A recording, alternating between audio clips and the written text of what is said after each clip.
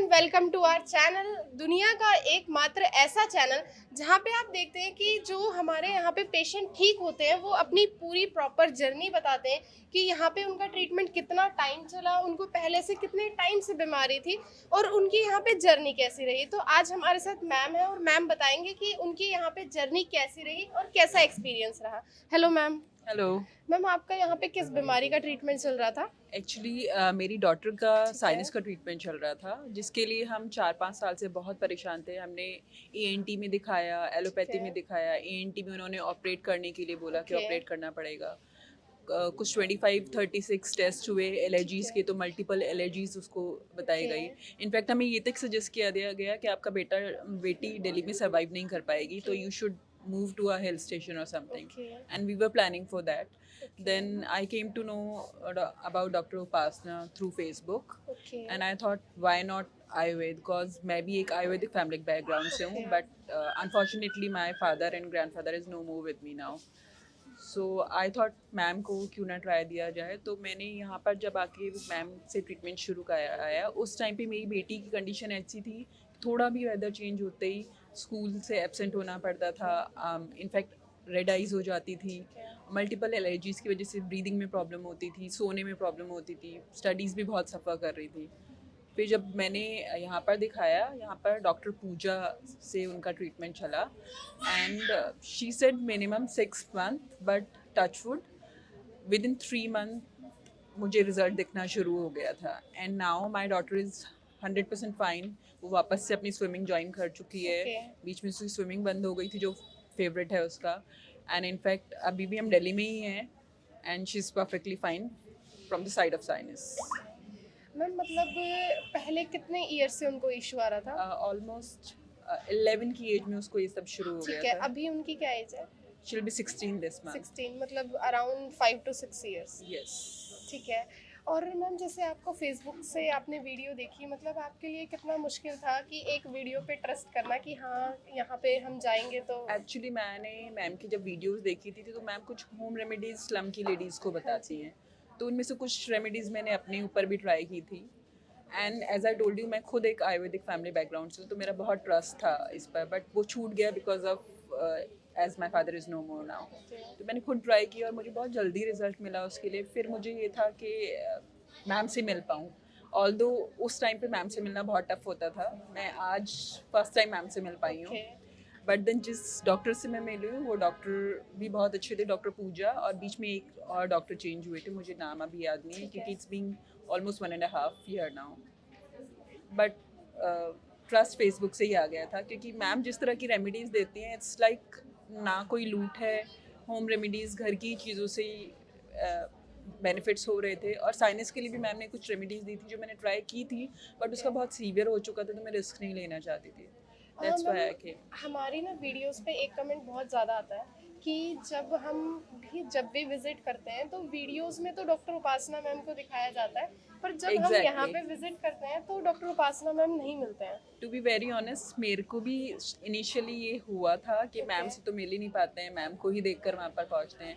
But जब मुझे result मिलना शुरू हुआ तो वो मेरे लिए, मुझे इतना बॉदर नहीं कर रहा था, बट एक विश थी कि कभी मैं मैम से मिल पाऊँ। बिकॉज आई नो उनकी वीडियोज़ वगैरह देखे, she is very busy helping poor ladies, so I can understand that. Ma'am मतलब कहीं भी आपको कोई भी किसी भी मतलब सिचुएशन में ये रियलाइज़ हुआ या फिर ये फील हुआ कि मतलब मैम नहीं मिल रहे हैं तो आपको जो रिजल्ट है वो सेटिस्फैक्टरी नहीं मिल रहा है या नहीं, कोई नहीं, भी इशू आ रहा है? नहीं।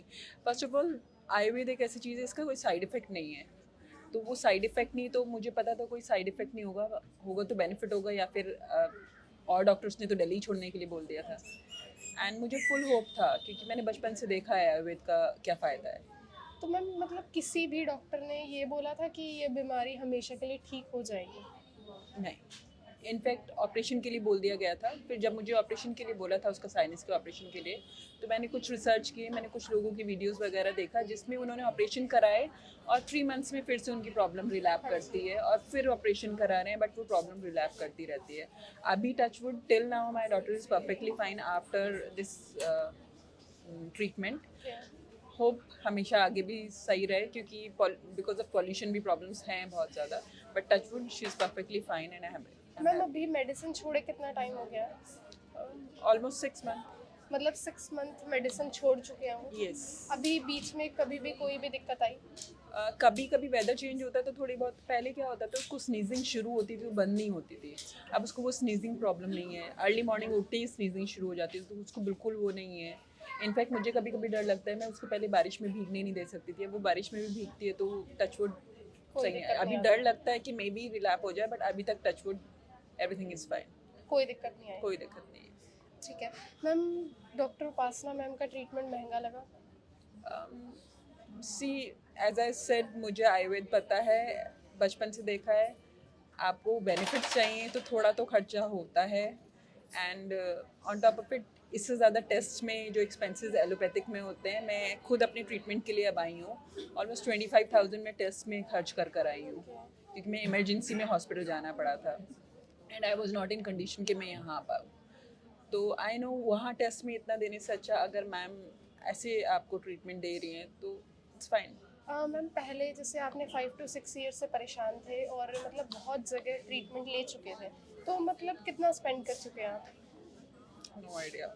मतलब लैक्स में हम मान सकते हैं? आराम से.